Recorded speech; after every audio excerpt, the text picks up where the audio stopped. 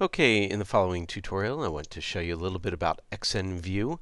Xnview is great multimedia viewing and editing software that you can download for free and go to their website and see it. And so here's what it looks like.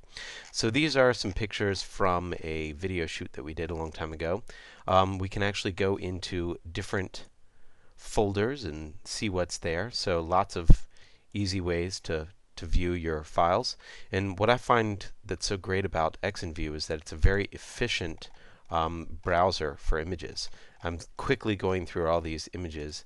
Just double click on it, make it large, double click to make it small. You can select multiple images and you can do things with them as well, which is really great. So let's take a look at some of the settings real quick. If I go to my tools options after I've installed it, there's lots of different settings that you can do. There's certain things that I like. When I use like the keyboard mouse, I do things like, let's see, my mouse wheel, I change this to previous next file instead of the default, which is zoom. That's just kind of what I like to do. We have the ability to read and write all different types of files. You can turn off files that you don't want to be able to save out, such as if I go ahead and just use the most used. These are the typical files that I want to be able to save out, and it doesn't try and save out the other ones. For reading, I can read lots of different types of files, and it can tell me to show, images with transparency, compose images with alpha, all sorts of stuff. It can even read raw files, which is kind of nice. And it can write all sorts of different files, and you can set up presets for, like, let's say JPEG. By default, this will want to save out as 100% quality. It will use float, which is really best. This is discrete cosine transform. That's how it does the blocks. And subsampling is the quality of color. You can also do JPEG 2000, but we also have PDF. We have PNGs, and all sorts of stuff. So you can set up some settings there as well. Other things that you can go to are things like viewing files. Make sure that you can only do one view for each one.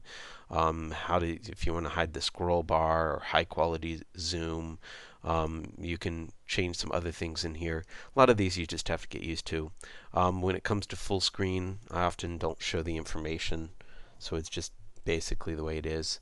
For system integration, you have the ability to add it to your desktop, to your programs menu, to your start menu. You can do send to Xnview in your context menu. Lots of different things. Let's see, actually, browse with Xnview I like. That way you can right click on a folder. I can just right click on any of these folders and choose browse with Xnview, and it will open up that folder with Xnview, which is kind of nice. And let's see, last thing is associations. Now the associations are in order for Xnview to automatically open when you double click on a file.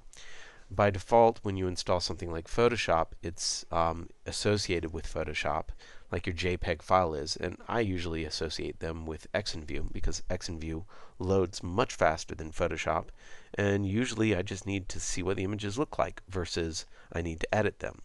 So I usually use the most used and click OK. And we're pretty much set up. Now, if we do have an image and we want to open it in Photoshop, there are, of course, ways to do that. You can right-click and choose Open With, and you can even associate a program.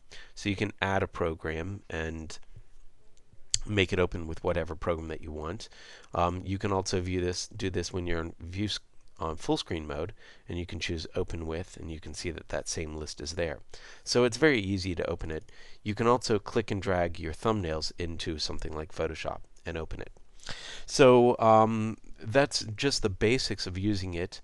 You'll notice that there are some other things that you can choose about your layout, meaning what images are where, if you have a thumbnail that you want to be able to see or not, and you just have to play around with it. You can also change your layout so that you're seeing just thumbnails. You can also change your thumbnail size, your preview size. So there are lots of things to just get used to with the basic interface. And then we'll go on with the fun stuff like batch processing and editing images next.